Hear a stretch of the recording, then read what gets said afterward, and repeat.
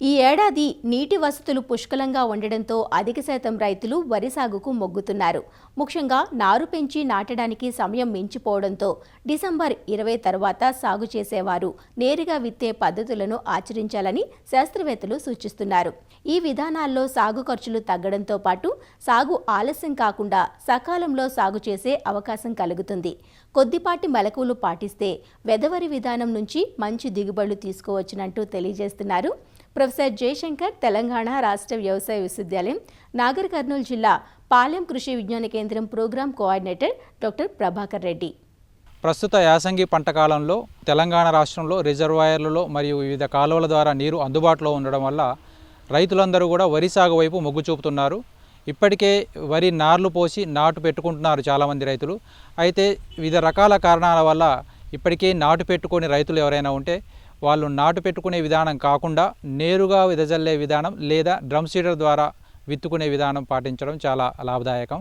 ముఖ్యంగా చూసినట్లయితే ఈ రెండు విధానాలు అంటే నేరుగా వెదజల్లే విధానం కానీ డ్రమ్ సీడర్ ద్వారా నేరుగా విత్తుకునే విధానం కానీ, సో ఈ రెండు విధానాలలో కూడా మనం నారు పోయటం నాటు పెట్టుకోవడం అనేది ఉండదు కాబట్టి మనం ఖర్చు తగ్గించుకునే అవకాశం ఉంటుంది. దాంతోపాటు ఈ యొక్క విత్తన మోతాదు కూడా తక్కువ మోతాదులో అవసరం పడుతుంది. దీనివల్ల విత్తనంపై పెట్టే ఖర్చు కూడా తక్కువగా ఉంటుంది. ఈ నేరుగా వెదజల్లుకునే విధానంలో ఈ యొక్క వేరు వ్యవస్థ అధికంగా ఉండి ఈ యొక్క కాండం బలంగా ఉన్న రకాలను మనం ఎంచుకోవాల్సిన అవసరం ఉంటుంది. సో ఈ రకాల్లో మనం ముఖ్యంగా చూసినట్లయితే ఒక ఎకరాకు 8 నుంచి 10 కిలోల వరకు సన్నగింజ విత్తనం అవసరం అవుతుంది. 10 నుంచి 12 కిలోల వరకు దొడ్డుగింజ విత్తనం అవసరం ఉంటుంది. అయితే ఇక్కడ నాటు పెట్టే విధానంతో పోల్చినట్టయితే ఒక ఎకరాకు 10 నుంచి 15 కిలోల వరకు కూడా విత్తనం మోతాదు తగ్గించుకునే అవసరం ఉంటుంది కాబట్టి సో ఇక్కడ మనకి విత్తన ఖర్చు కూడా చాలా వరకు తగ్గిపోయే అవకాశం ఉంటుంది. సో ఈ విధానంలో మనము విత్తనాలను ఒక 24 గంటలు నానబెట్టి మరొక 24 గంటలు మండబెట్టుకొని, అంటే మనకు విత్తనం మొక్కు ఒలిగిన విత్తనాలను మనం ఈ యొక్క డ్రమ్ సీడర్ విధానంలో మనం విత్తుకునే అవకాశం ఉంటుంది. సో అయితే ఈ డ్రమ్ సీడర్ విధానంలో మనకు ఒకసారి డ్రమ్ సీడర్ లాగితే 8 వరుసల్లో విత్తనాలు పడిపోయే అవకాశం ఉంటుంది. వరుసకు మధ్యలో 20 సెంటీమీటర్లు ఉంటుంది. విత్తనాల మధ్యలో 5 నుంచి 6 సెంటీమీటర్ల దూరం పడుతుంది. ఒకసారి విత్తనం మనం గుంజినప్పుడు మనకు ఒక ప్రదేశంలో 3 నుంచి 4 విత్తనాలు పడే అవకాశం ఉంటుంది. సో ఒక ఎకరా విత్తడానికి 3 నుంచి 4 గంటల సమయం పడుతుంది. ఒక రోజులో 4 నుంచి 5 ఎకరాల వరకు మనం ఈ డ్రమ్ సీడర్ విధానంలో విత్తుకునే అవకాశం ఉంటుంది.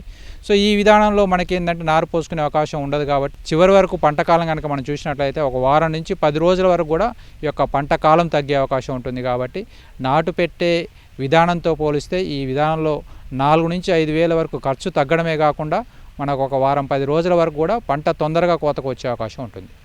ఇంకొకటి ఈ విధానంలో మనం విత్తన శుద్ధి కనుక చూసినట్లయితే 1 కేజీ విత్తనానికి 1 గ్రాము కార్బన్డిజం విత్తనాలను మనం నానబెట్టుకునేటప్పుడు అదే నానబెట్టుకునే దాంట్లో మనం వేసుకొని మండగట్టుకున్నట్లయితే మనం ఈ మొలక వచ్చిన విత్తనాలు వాడుకునే అవకాశం ఉంటుంది. ఈ యొక్క విత్తనాలను వెదజల్లేటప్పుడు నల్లరేగడి భూముల్లో అయితే ముందు రోజు దమ్ము చేసుకొని మొత్తం భూమి సెటిల్ అయిన తర్వాత, అంటే మట్టి సెటిల్ అయిన తర్వాత తదుపరి రోజు మనము ఈ విత్తనాలు వెదజల్లుకోవాలి. అదే కనుక ఈ ఎర్ర నేలల్లో అంటే ఇసుక ఎక్కువగా ఉండే నేలల్లో మనం ఏ రోజైతే దమ్ము చేసుకుంటామో అదే రోజు మనం విత్తనాలు వెదజల్లుకోవాల్సిన అవసరం ఉంటుంది. విత్తనాలన్నీ వరుసల్లో పడి ఈ యొక్క మొక్కల సాంద్రత అనేది కరెక్ట్గా వచ్చే అవకాశం ఉంటుంది. చీడపీడల ఉధృతి కూడా తక్కువగా ఉండే అవకాశం ఉంటుంది. మనం నాటు పెట్టే విధానం కనుక చూసినట్లయితే రైతులు దూరంగా నాటడం, ర్యాండమ్గా నాటడం వల్ల సరైన మొక్కల సంఖ్య రాని పరిస్థితి ఉంటుంది. కాబట్టి మనం నాటు పెట్టే విధానంతో పోల్చితే ఈ డ్రమ్ సీడర్ విధానంలోనే మనకు ఈ యొక్క మొక్కల సాంద్రత కరెక్ట్గా ఉండి దానికంటే కూడా అధిక దిగుబడి సాధించుకునే అవకాశం ఉంటుంది. ఈ యొక్క రసాయన ఎరువుల యాజమాన్యం కనుక చూసినట్లయితే నాటు పద్ధతిలో ఎలాగైతే మనం సిఫారసు చేసిన ఎరువుల యాజమాన్యం కనుక మనం చూసినట్లయితే ఒక ఎకరాకి 48 నుంచి 60 కిలోల నత్రజని, 24 కిలోల భాస్వరం, 16 కిలోల పొటాష్, అదే మోతాదును మనము ఈ డ్రమ్ సీడర్ విధానం లేదా వెదజల్లే విధానంలో కూడా వాడుకునే అవకాశం ఉంటుంది.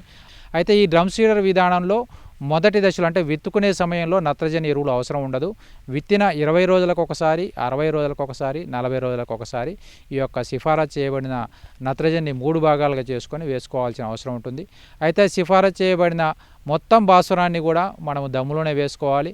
పొటాషిని మనం దమ్ములో సగము, రెండోసారి వేసుకునే నత్రజనితోటి సగం మోతాదు కనుక వేసుకున్నట్లయితే మనం సిఫారసు చేయబడిన ఎరువులను కూడా మనం అందించుకునే విధంగా ఉంటుంది. దీంతోపాటు ఈ యొక్క కలుపు యాజమాన్యం కనుక చూసినట్లయితే డ్రమ్ సీడర్తో లాగిన 3 నుంచి 5 రోజుల్లోపు మనము ఈ యొక్క కలుపు మందును పిచికారీ చేసుకోవాల్సిన అవసరం ఉంటుంది.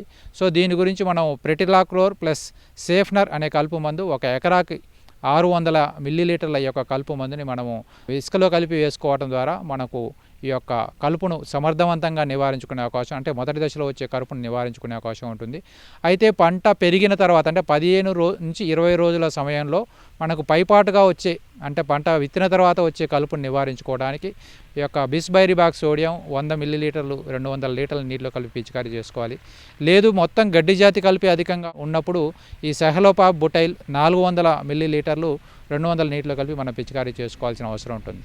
లేదంటే మనకు పైనుంచి ఈ యొక్క గడ్డి జాతి మరియు వెడల్పాటి కలుపు 2 రకాల కలుపు కనుక మనం గమనించినప్పుడు ఈ పెనాక్సిలం ప్లస్ సెహలోపాప్ బుటైల్ అనే కాంబినేషన్లో ఉండే కలుపు మందు 600 నుంచి 800 మిల్లీలీటర్లు 200 లీటర్ల నీటిలో కలిపి మనం పైనుంచి కనుక పిచికారీ చేసుకోవడం ద్వారా అన్ని రకాల కలుపులను నివారించుకునే అవకాశం ఉంటుంది.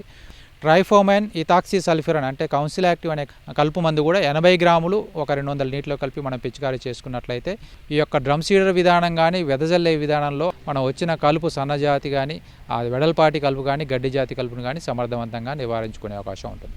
దీంతోపాటు నీటి యాజమాన్యం కనుక చూసినట్లయితే వెదజల్లే విధానం కానీ డ్రమ్ సీడింగ్ విధానంలో కానీ విత్తినప్పుడు మొదటి వారం రోజులు నీరు అధికంగా లేకుండా చూసుకోవాలి. ఆరుతడిలో నీటిని ఇవ్వాలి.